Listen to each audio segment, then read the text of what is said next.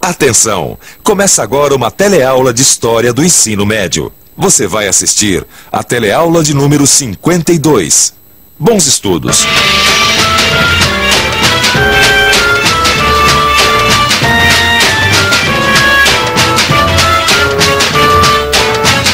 Já imaginou só o que aconteceria se de uma hora para outra fosse proibida a propriedade privada de bancos, terras, minas, fábricas e do comércio? Já pensou sobre isso? E a Revolução Russa é exatamente o tema dessa teleaula. Nesta teleaula você vai conhecer como era a Rússia na época da monarquia. Vai ver os grandes problemas que provocaram revoltas populares e aprender como os comunistas chegaram ao poder.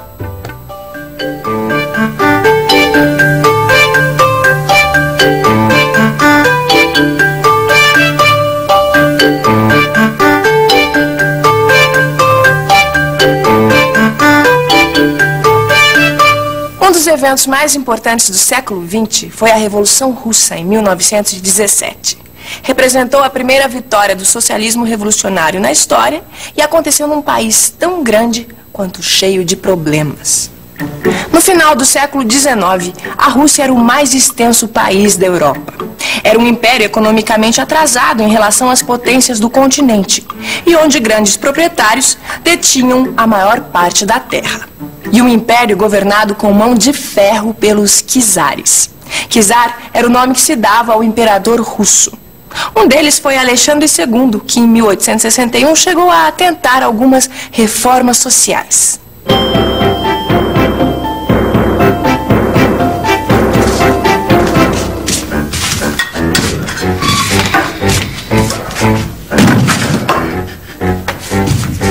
Que bela reforma essa do czar Alexandre II, hein? A gente está tão miserável quanto antes. É. E pensar que a gente acreditou que alguma coisa ia mudar.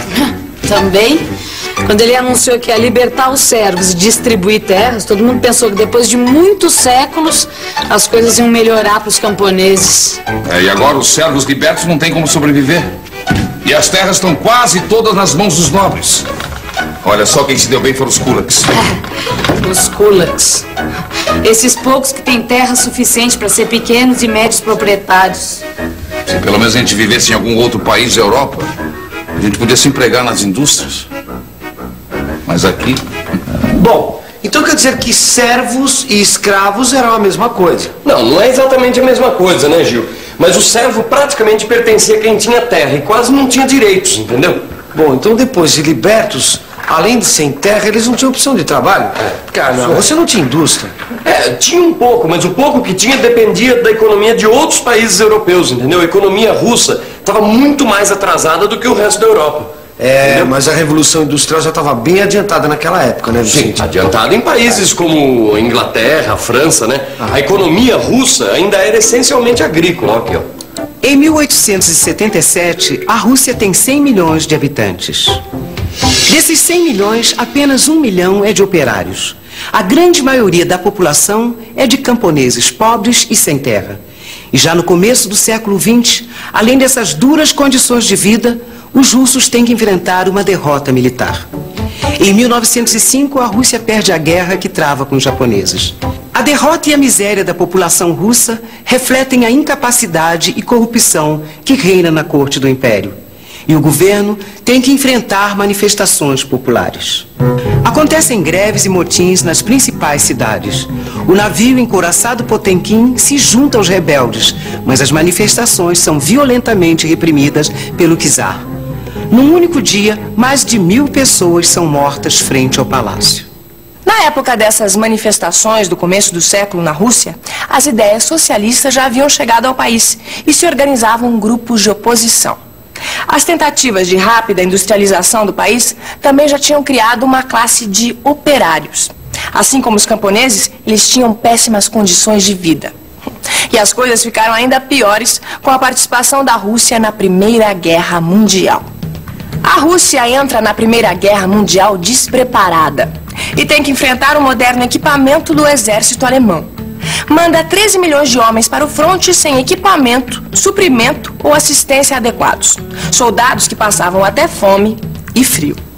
O resultado é uma série de desastres militares, que junto com as cidades congestionadas por operários mal pagos, o campo por camponeses miseráveis, a inflação e o colapso da economia provocam uma grande revolta.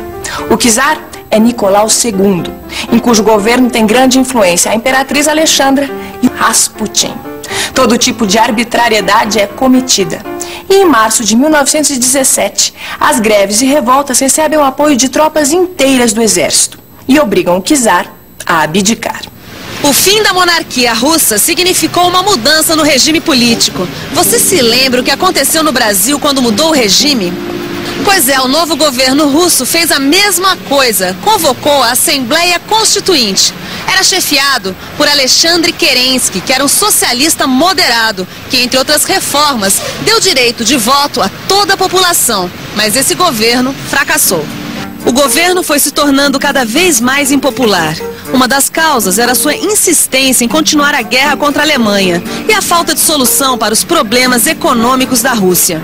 Outro fator do fracasso era a disputa pelo poder de vários setores envolvidos na queda do czar. Para a gente entender direitinho este confronto de forças, é melhor a gente pensar um pouco.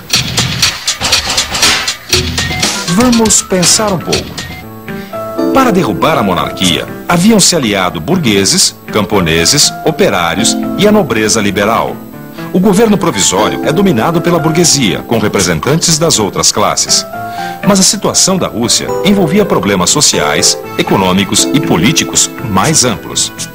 Nessa época, os operários já estavam bem organizados nas grandes cidades e queriam uma revolução que significasse uma ruptura política e social, que criasse uma nova ordem na Rússia. Uma de suas formas de organização eram os sovietes, conselhos formados por operários e soldados.